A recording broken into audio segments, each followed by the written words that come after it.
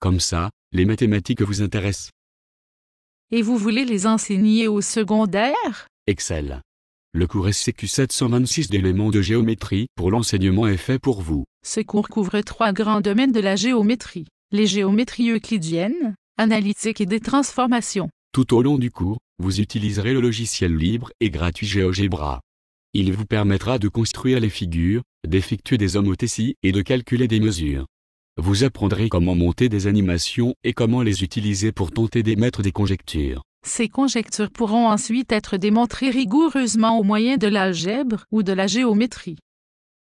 Dans un premier temps, ce cours s'intéresse aux premiers balbutiements de la géométrie, c'est-à-dire à celles que pratiquaient les Grecs. Pour Euclide, les constructions se faisaient toutes à la règle et au compas. Vous verrez comment tracer avec ces deux seuls outils les bissectrices, médiatrices, hauteur et médiane. On peut, avec ces constructions, faire des additions, des divisions, et même des racines carrées.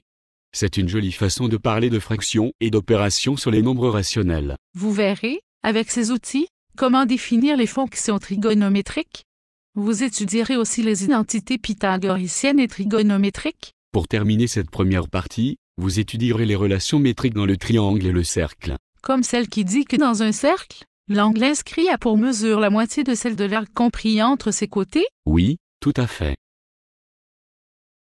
Dans un deuxième temps, vous étudierez les coniques que sont le cercle, l'ellipse, l'hyperbole et la parabole.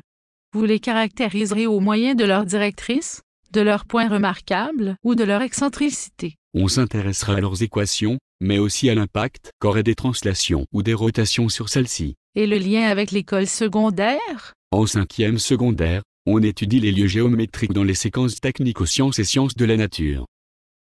Dans un troisième temps, vous effectuerez des transformations sur ces objets. À l'aide des vecteurs et des matrices, vous effectuerez des translations, des rotations et tout plein d'isométrie et de similitudes. Vous démontrerez aussi des théorèmes pour calculer des mesures d'angle et de segments comme la loi des sinus ou la formule de Héron.